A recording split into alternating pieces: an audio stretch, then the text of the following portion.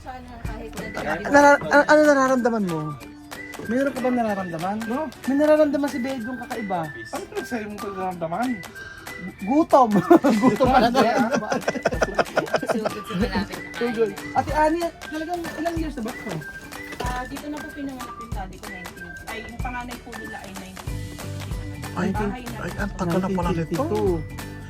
Sugar mami. Kung ano na pinag-uusapan nyo, nakatutok na sa inyo yung camera. Ba't ganyan kayo magsasalita? Dapat mahinahon kayo.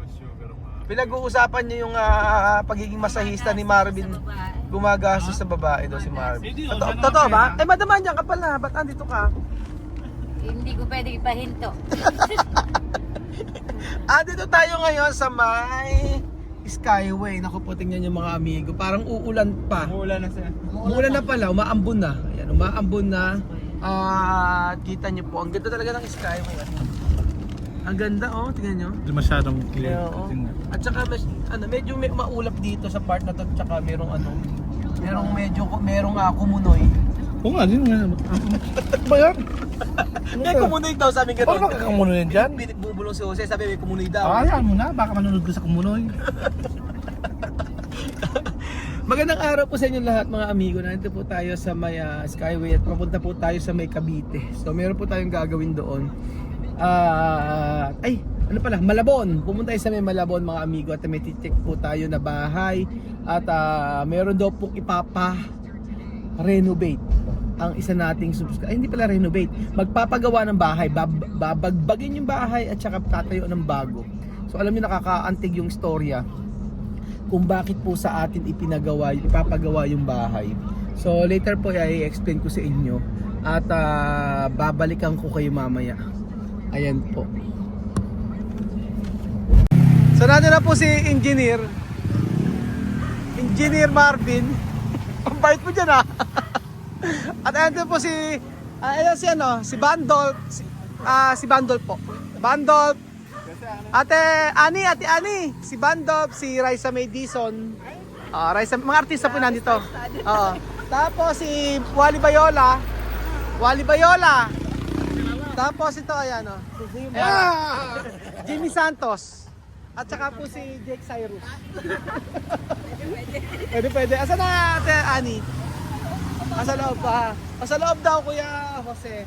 O siyempre magtatabi-tabi na naman tayo dito. Tatabi kayo. Madam. Hindi yung pahiwa-hiwalay kayo. Hirap na naman Puro tayo. kayo hiwa-hiwalay. Kahirap-hirap ang video. Nag-ito pasok. Mahirap. Ayan dito. Dito tayo. Tapos pasok tayo. Sugod bahay tayo ngayon. May bakante po ba dito? Yung balak Ayan, sugod bahay. Okay.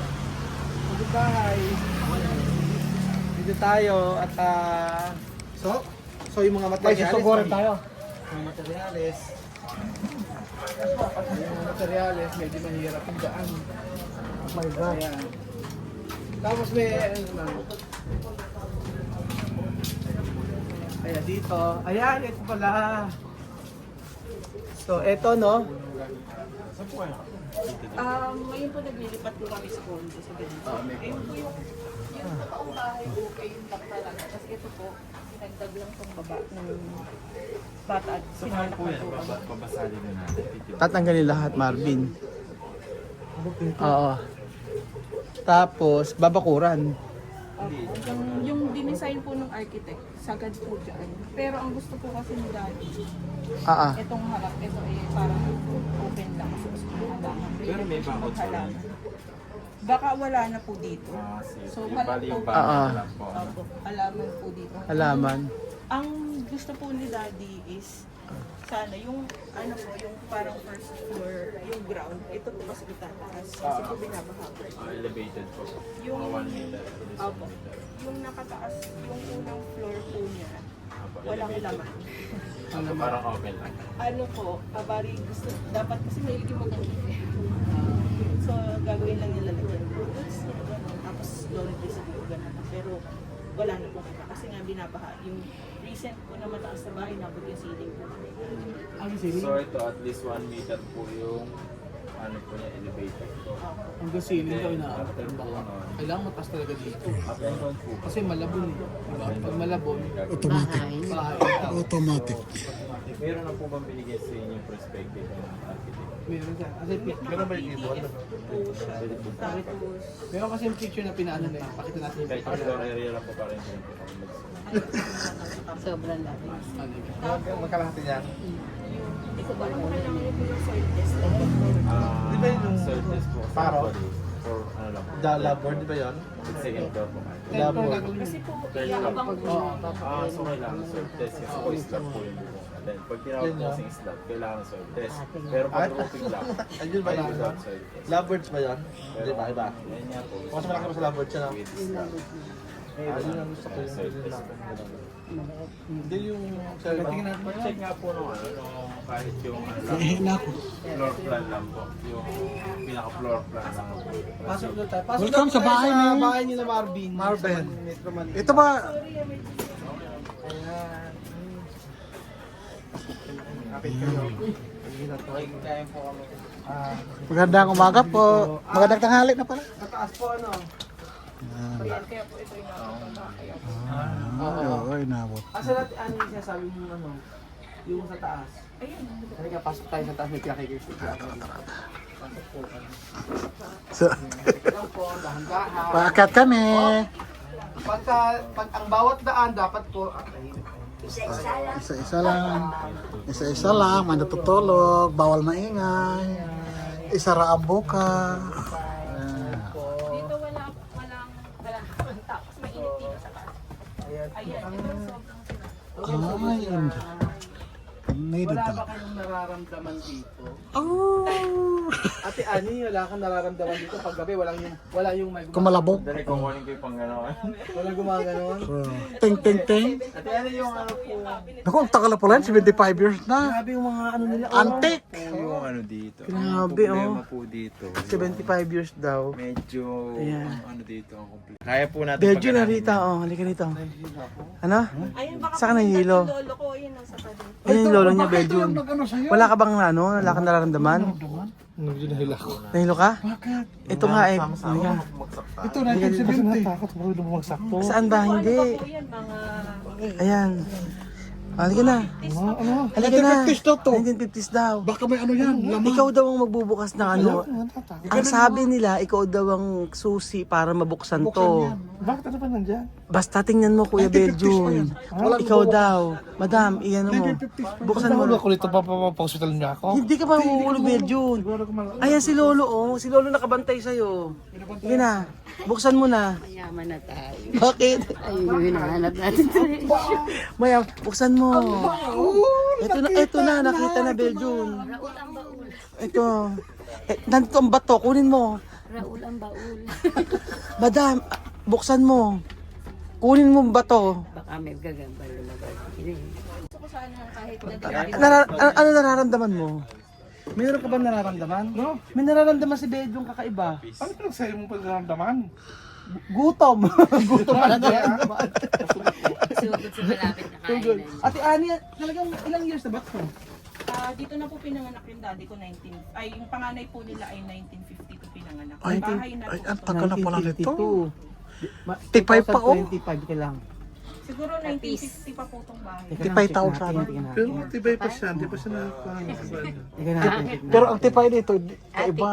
Tipay. Oo, tipay. Kala ko kay Hindi. 19 ano ba? Wala pong, Mga 1950 pa po. Yan, oh. wala pong ibang estimate dito. Kasi po, So ito po yung i-renovate. Ay hindi re-renovate, babaguhin na no, babaguhin na. Tapos maganda yung ano sinenya sa akin na bahay, ay yung bahay na gagawin hanggang third floor ano. Opo. Third floor. Tapos modern siya. Meron asan nasa cellphone mo. Oh, titira natin mamaya. Oo. Tapos ang totoong ang istorya kasi niyan ganito. Ate Ani, kwento mo. Bakit ako kinontak ni Ate Ani? Yung father kasi niya, ano? Yung daddy ko po kasi talaga, subscriber po siya. As in, everyday siya nanonood talaga. Favorite na favorite niya si Chamame. bago po siya, ay nung January po, sabi niya po, nung nakita niya po yung nangyari po dun. Kasi po kami, yung contractor po na kinuha namin sa condo, medyo nahirapan din po kami, hindi rin po pinapos. Nang na-delay. So sabi niya po, dapat kasi kayo na po yung kinuha. So nagbilin po talaga siya sa mami ko na sabi niya, siguraduhin mo magsusubscribe ka din, tapos i-contact niyo na para makuha, to make sure na sila yung makukuha nating contractor. Mga 3rd week po yun ng January, tapos pinatakot po siya sa puso nung narinig po. January 26 po. Tapos, kaya sabi ko, lang yun. sabi ko talaga, kay mami ko na, kailangan natin po kayo magpunta kasi request po yun natin. Yun man lang ba maibigay namin. Pangarap po kasi talaga natin. Request po niya talaga yun. Kasi nung last time nakausap ko siya, sabi niya ano daw, naiyak pa nga siya nang after kong tawagan siya eh. Sabi niya sa akin, Kuya Ron, naiiyak ako kasi yun yung pangarap ng tatay niya na kami daw po ang gumawa ng bahay na to, yung ipapatayo nila. Eh nga, malakas pa eh, no? Opo, nung December po nagpa-full check up po kasi siya talaga. Kasi nangangalay po yung braso niya. So sabi namin magpa-check up ka kasi baka sa puso or sa kung ano man. Clear po lahat, as in malinis lahat, walang normal po lahat. Ang sabi lang po dahil nagbabike siya everyday, yung exercise niya talaga. Siya po yung taga-grocery namin, tsaka taga-palengke.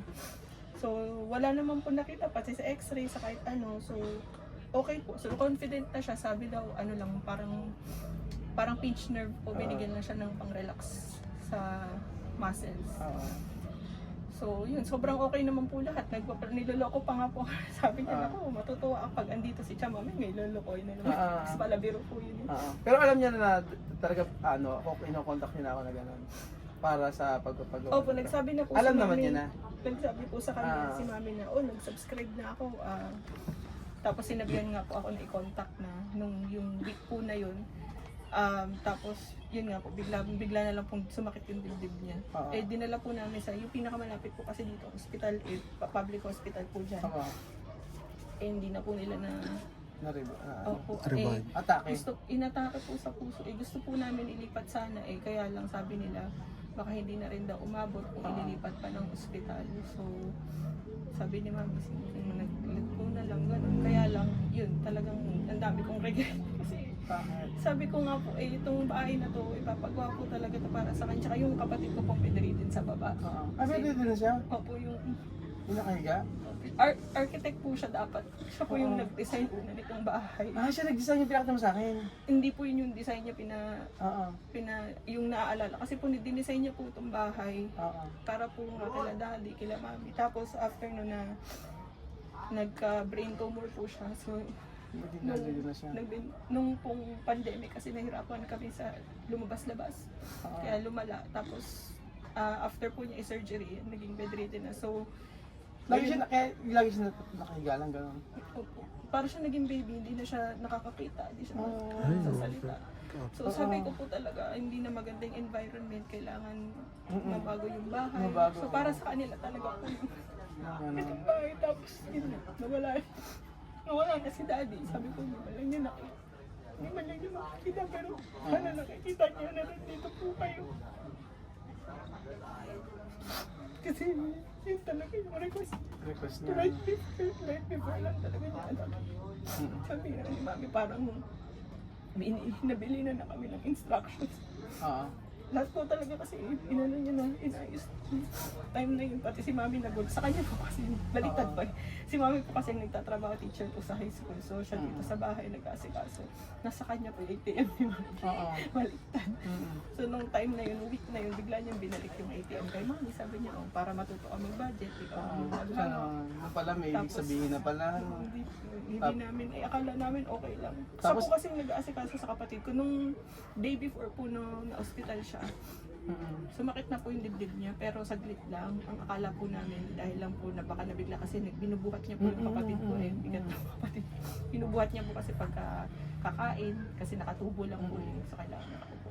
Siya po nagbubuhat. Buong maghapon siya po yung nag-aasikaso. Wala pa po yung sila dyan.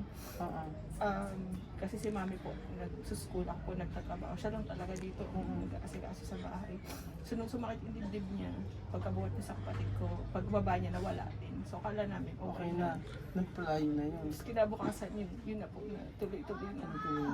Hindi niya siya nakuhanan ng BP, wala ng pulse. Wala na. Kasi Biglaan. nagsasalita pa siya nun. Kasi diba? Ang sabi niya? Nung dinala namin siya sa ospital, ang unang-una niya pang tanong sa akin pagkakita niya, sino mo kasama sa bahay nung may baby po kasi. Sabi, sino kasama? Sabi ko, ando naman po yung tatay, so okay lang. Tapos binilinan niya po ako ng instruction sa kapatid ko. Sabi niya si Aubrey, kailangan uminom ng gamot. Sabi ko, hindi ko alam kasi sila po talaga nag-aasikaso 24/7 sa kapatid ko kasi nga nagtatrabaho din. Sabi niya ganito, binigyan niya ako instruction complete habang sumasakit yung dibdib niya, nagbibigay siya ng instruction, ganito gagawin mo, ganyan. So, umuwi po ako saglit para painumin ng gamot, para asikasuhin ko muna siya kasi wala po talaga naiwan dito. Tapos, kumuha po ang gamit niya. Tapos pagbalik ko po doon, comatose na po siya. Wala na. Kaya after nun, sabi ko talaga, kailangan po makontak na po kayo. Kaya grabe po, tuwa talaga ako. Sobrang thank you po. Wow. At least matutupad yun. Ano ba pangarap niya? Yun nga, yung kaya pinuntahan talaga namin to eh. Sinadya namin. So from Nevesia, pinuntahan talaga namin kasi nung nakausap ko siya, sabi niya Kuya Ron, naiiyak daw siya. Sabi niya iiyak daw siya kasi daw yung daw kasi yung pangarap ng tatay niya na kami po ang gumawa ng dream house po nila.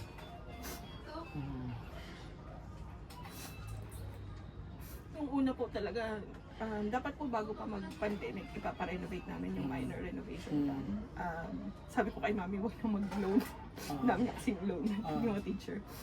Sabi niya mailo-loan naman daw niya yung pampagawa sana. Dapat po papagawa namin na apartment na lang, tapos papaupahan. Tapos ayaw po ng daddy ko kasi sabi po niya, ito na lang yung naiwan sa akin ng magulang daw niya. So gusto niya talaga ipaayos tapos dito kami tumira. Pero yun, gusto lang sana namin is kahit paano may maiwan na part ng bahay para kahit nabaguhin po siyang buo, kahit paano, andyan pa rin yung mga memories ba niya ng mga bata siya. Memories. Siguro yung maganda dito yung like for example, para sa akin Marvin, no? Yung gusto mo may memories. Ito, bintana. Actually, pwede naman natin. Halimbawa, yung mga bintana nito Marvin, pwedeng tanggalin natin tapos i-design natin. Opo, ganun po yung... Tapos for example, ayan, yung mga bintana na. Tapos ito kung gusto mo, mare-restore naman to. Maayos naman siya. O, aayusin lang. Para meron kayong at least alala, eto. Kahit yung yan, pwede mong i-design yung mga yan. Oo, yun nga lang, ito, yung mga tanggalin na natin yan. Tapos, pwede naman ayusin yung iba. For example, yung mga gusto mo pang, dito. Tapos yung mga bintana, ang gandang i-design yan. Yun nga po, yun talaga yung design ng kapatid ko, parang ginawa niyang parang divider. Yung pinadesign ko po kasi ngayon na online ko lang din po kasi nakita sila, kuha sila. Ginawa po nilang bintana talaga. Actually, pwedeng gawing bintana rin yan. Oo, kung gusto nyo.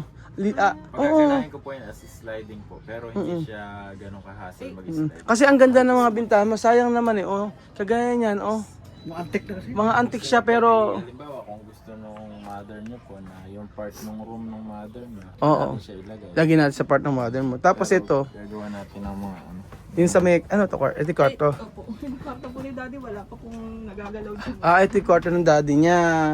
Tapos Yung pinagkapihan niya. mula nung pinagkapehan niya, ano ba yun?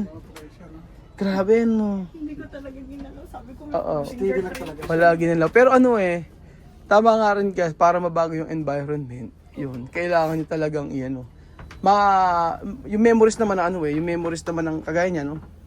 Yung mga yan, itong bintana, makukuha natin yan. Tapos, ayan, ito wala na sa part na yan. Oo. Kasi yung itong bahay na to, itong araw pa sa lolo't lola ko, tanda ko may mga ganyan pa Tsaka ito, tanda ko yan. Sa lolo't lola ko may ganyan kami Oo. Pero ako gustong-gusto ko yung mga ganito, yung mga copies. Gustong-gusto ko yan. po kasi hindi pinanturahan. Oo, Inano lang po siya, pinalabas Yun na. Nalilinis siya. Yung lolo mo ba yun? Opo, Ay, lolo. Daddy ko po nag-drawing yan. Ah. Namatay po yung lolo ko din. Asan yung picture ni daddy? Andun sa baba. Ah, sa baba? table. Oo, sa table. Kaya nga. Ang dami, kailangan Ito talaga po sa ayusin. dito, medyo bago na po itong kahoy. Ay, ito bago na yung kahoy na yan.